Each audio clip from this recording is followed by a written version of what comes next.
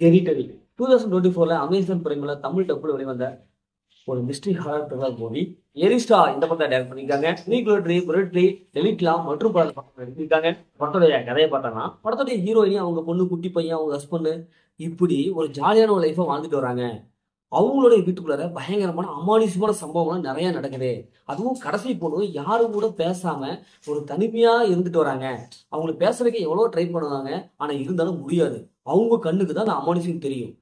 இப்ப இறுதியில இந்த அமானுஷ்யமான சம்பவத்தால அந்த ஃபேமிலி என்னெல்லாம் பிரச்சனை சந்திக்குது, சம்பவத்துல இருந்து அவங்க விடுபட்டாங்க இல்ல, இறுதியில என்னாச்சு அப்படிங்கிறதா இந்த படத்துடைய ஒன்லைன். இந்த படத்துடைய பாசிட்டிவ் பார்த்தாவே படத்துடைய ஸ்டோரி தான். எனக்கு ஒரு சூப்பரான ஸ்டோரி கொடுத்துருக்காங்க. பிஜிஎம் மியூசிக் செம்மையா இருக்கு. படத்துக்கு என்ன தெரியாது கொடுத்துருக்காங்க. சினிமோட கலர்ஃபுல்லான ஹை குவாலிட்டி விஷுவல் கொடுத்துருக்காங்க. படம் ஃபர்ஸ்ட் ஹாப்ல இருந்து கடைசி வரைக்கும் ஒரு மெலடியா ஒரு ஸ்லோவா போகுது. ஆனா ஸ்லோவா போனாலும் ஸ்டோரிலேயே நல்லா இருக்கு. படத்துல இருக்கிற ஒவ்வொரு கேரக்டரும் நல்லா எழுதி எடுத்திருக்காங்க.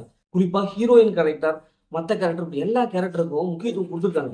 அது ஹீரோயின் செம்மையான ஒரு பர்ஃபார்மன்ஸ் கொடுத்துருக்காங்க. அவங்கள ஃபாலோ பண்ணவும் போது இந்த படத்தை பார்த்து முடிச்சிடலாம். ஒரு மெலடி இப்போ மற்ற ஹாரர் படமும் பயங்கரமா அப்படின்ட்டு மிரட்டுவாங்க. ஆனா இது அப்படி இல்லை. கடைசி வரைக்கும் அப்படியே அவங்க கூட எமோஷனல், அம்மா பொண்ணு சென்டிமெண்ட் அப்படின்ட்டு எல்லாமே இந்த படத்துல குட்டி கிடக்கு. படத்துடைய கிளைமேக்ஸ் சூப்பரான ஒரு கிளைமேக்ஸ் கொடுத்துருப்பாங்க. இந்த படத்துடைய மைனஸ்ன்னு பார்த்தாவே இந்த படத்துடைய ஸ்கிரீன்ல தாங்க. ஏன்னா ஸ்லோவா போகுது. படம் ஃபர்ஸ்ட் ஹாஃப்ல இருந்து கடைசி வரைக்கும் ரொம்ப ஸ்லோ. என்னடா அது ஹாரர் மூவின்ட்டு இந்த அளவுக்கு ரொம்ப ஸ்லோவா கொண்டு வரீங்க அப்படிங்கிறத இருக்குது.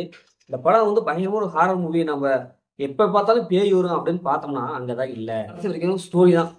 பார்த்தா ஒரு முழு நீள ஒரு ஸ்டோரியான ஒரு படம் பார்த்த மாதிரி தான் இருக்குது. பேய் வந்து கடைசி சீன்ல காமிப்பாங்க. கடைசி ஒரு 10 நிமிடத்துல தான் ஒரு படம் ஏற்படுத்துவாங்க தவிர மற்றபடி ஹாரர் சீன்ஸே இல்லை. அதனால ஹாரர் சீன்ஸ் அப்பப்போ எனக்கு வேணும் அப்படிங்கிறதுக்கு இந்த படம் கண்டிப்பா செட் ஆகாது. மற்றபடி இந்த படத்துல பெரிய மைனஸ்ல எதுவுமே இல்லை. இந்த படத்தை ஃபேமிலி பார்க்கலாம், கண்டிப்பா ஃபேமிலி பார்க்கலாம். படத்தை அந்த மாதிரி எதுவுமே இல்லை. முதல் அப்படி சூப்பராக சும்மா இருக்கா இந்த படம் ஒன் டைம் வச்சுக்கலாம் நான் சொல்றேன். ஓகே, இதே மாதிரி அடுத்த ஒரு புதிய மூவியில் சந்திப்பு உங்கள் கண்டிப்பா